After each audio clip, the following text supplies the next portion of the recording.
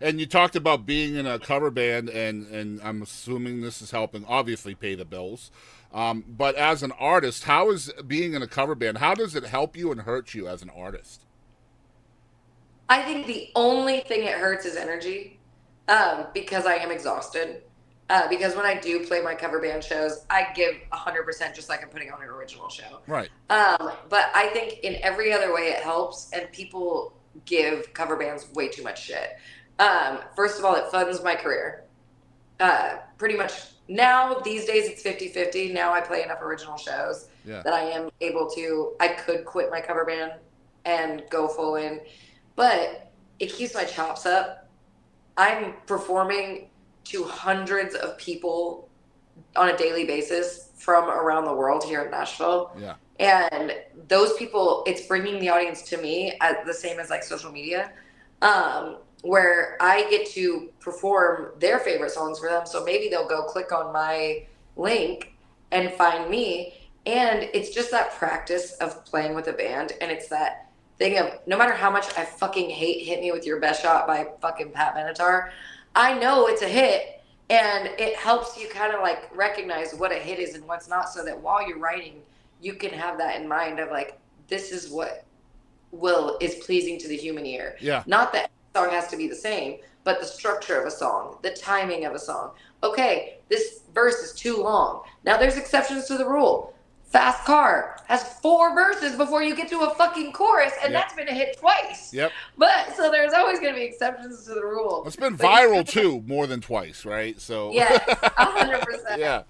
But like, you, I think there are so many benefits, and I think a lot of these original artists really should have played in a cover band before they, because people go straight out, straight off the boat, and they think they're a rock star, and they get to Nashville, and it's like, oh no, honey, like maybe in your small town, because I had that of just like, oh, and I'm not from a small town, I'm from LA. Yeah. And where I thought I was good, and I moved to Nashville, and I was like, oh, I can't put on a show. Right. And now I get to go places like at Love and Warren, Texas, which is a big venue, and like not big, but it's like a rite of passage venue. Mm-hmm. I have the highest alcohol sales per person that was there that night that I played, because I know Well, how to I get people wish to I had drink. known about you then, because that's not far from me. God dang it!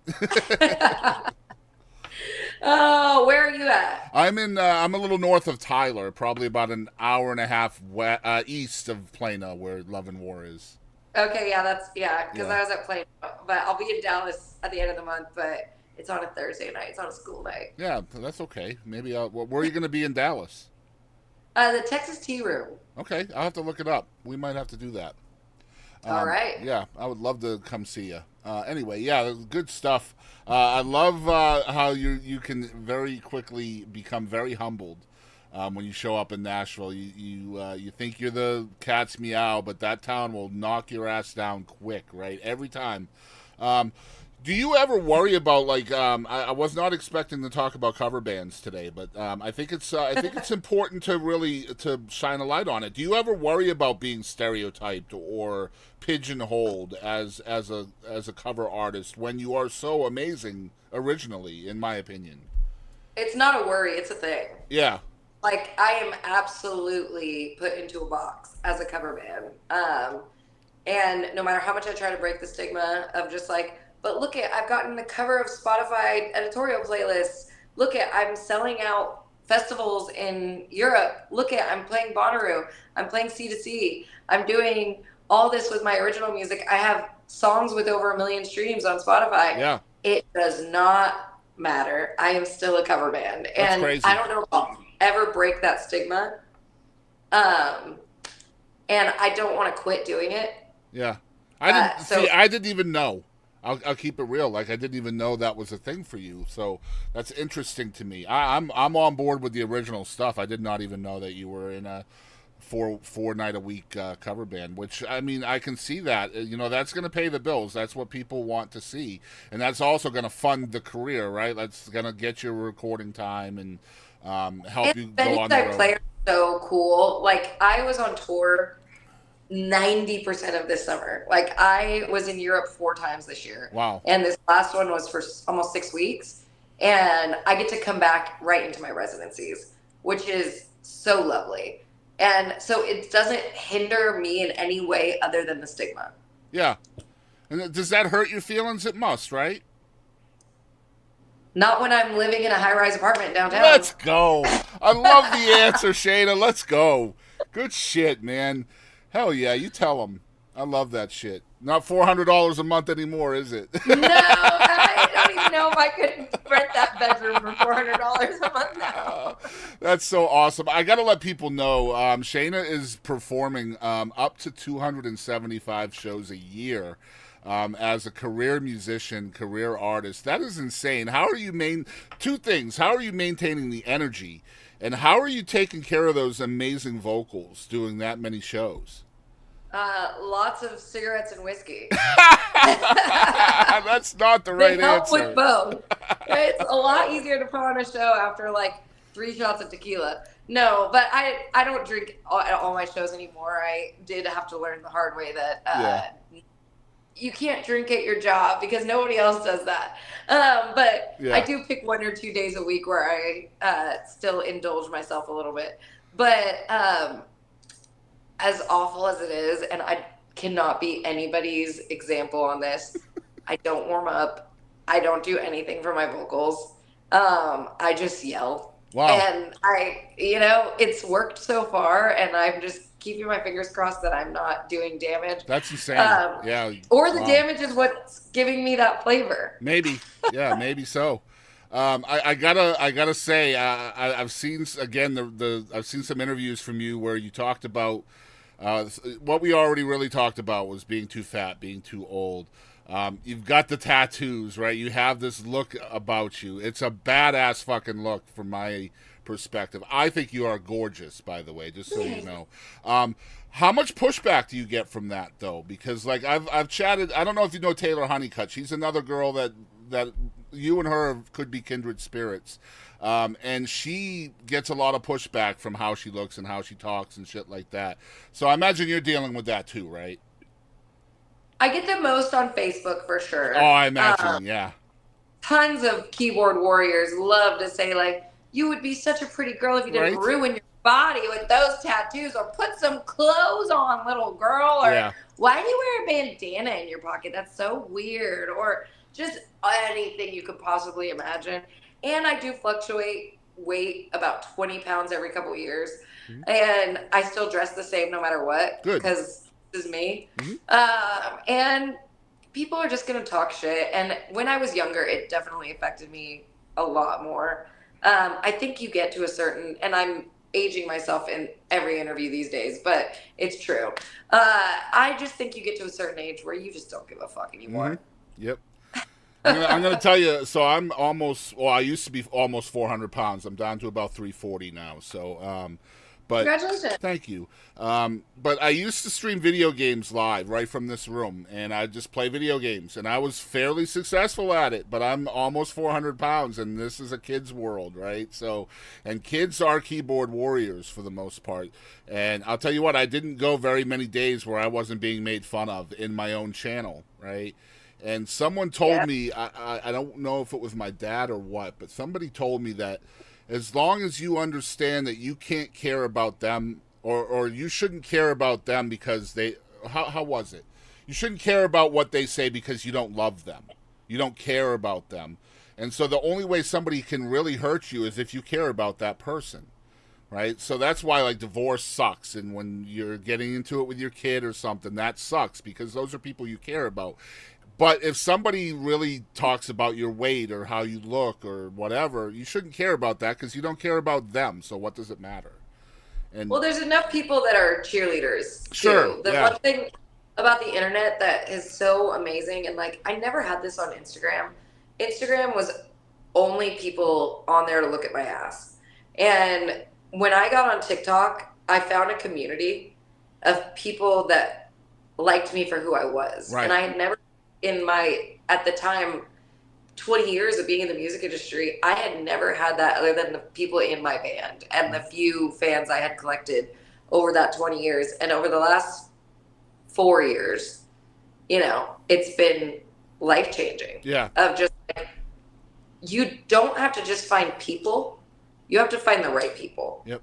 And with the internet, you're going to find a whole bunch of wrong people, but the right people are out there. Yeah, there's a lot of right people on TikTok. I'll keep you real. I agree with you there, right? Like, you see so many different types of people, you know. And we talked about it, the 90-year-old influencers, right? Like the influencers with Down syndrome and other, Yes. you know, other challenges that they're dealing with mentally, and they're just killing it. The cystic fibrosis and the Parkinson's and I mean, there are famous influences with dementia and Alzheimer's, and TikTok is for that reason, and those are the people that are keeping the candle burning instead of blowing it out, right? Like, Yeah. yeah. So I love that about TikTok too, and I have a pretty good following on TikTok myself as a big guy. I love it. Yeah, me too, and that's what I like. If you're doing well, like, if there's people on there that are just, you know, dancing or doing kung fu moves, and they're, you know, they look weird from a societal standpoint, but they're just trying to live their best life. You know what I mean? Yes, and they are. Yeah, exactly. There's right. people doing what they love. Yep. Why hate on that? Exactly right. It's like those people that you were talking about on Facebook, right? Like, they only care about their own freedom of expression. And they don't care about anybody else's because they don't agree with what that expression has brought to their eyeballs or their ears or whatever. And it's like, it's not any different than your freedom of expression, though. Well, we're having problems with that in every facet of life right now. Absolutely. Absolutely. I just wish people would let people exist the way they want to exist. That's all, you know? Amen to that, brother. That is like that is my whole existence, is telling people, just worry about yourself. Yeah. And like, why does it matter who people love, who people vote for, what people do in their free time, as long as they're not hurting anybody else? Yep. That is, if you're hurting other people, if you're skinning animals alive or something, then we're gonna have an issue. Right. But as long if what you're expressing or saying is hurting other people, then that's where it draws the line, right? Like, yeah. Exactly. But just be happy. But most of those people that do project hatred, they're not happy. No, they're not. And so because they're not happy, they have to project that hatred into the world. And it's sad, and I feel bad for those people. But also, and I hate to not give people accountability, but the world used to be a lot different, and it wasn't proper to be yourself. And those people are still, some of the older generation are still stuck in that, which is one thing I cannot praise the younger generation enough. And I'm like in the middle, where I was raised to be one way, even though I had a very open, loving mother that was, you know, super amazing. But the younger generation really, my mom also did fat shame me a bunch growing up and like whatever, because women were to be sexual objects for men. Yep. And if you were not desirable, then you had no value. And I'm so glad that people have more value than that now. And I'm so glad that, like you said, there can be people with things that aren't necessarily normal, whatever, that are still living their best life, and they can go do parkour in the park and go do whatever and walk around in whatever they feel, a furry costume, and no one's really going to bother them, hopefully. I just think the word normal is such a bullshit word. It's just a bullshit word, and I feel like there are too many people on the planet who think that's a black and white word, and it's not. It's the most gray word in the world. It is literally as subjective as you could possibly get, right? Like 100%, because to me, my life is normal. Yeah, it is, and it is absolutely normal. Yes, but to like my own sister, who was raised by the same mother as me, she could not accept the fact that I am my age. I don't want a family. I tour the world for a living. And on a random Tuesday, she's like, "What are you doing in Czech Republic?" Like, "Oh, I'm working." There is nothing more badass than that, right? Just, I'm in the Czech Republic, bro. Like, what do you mean this isn't normal?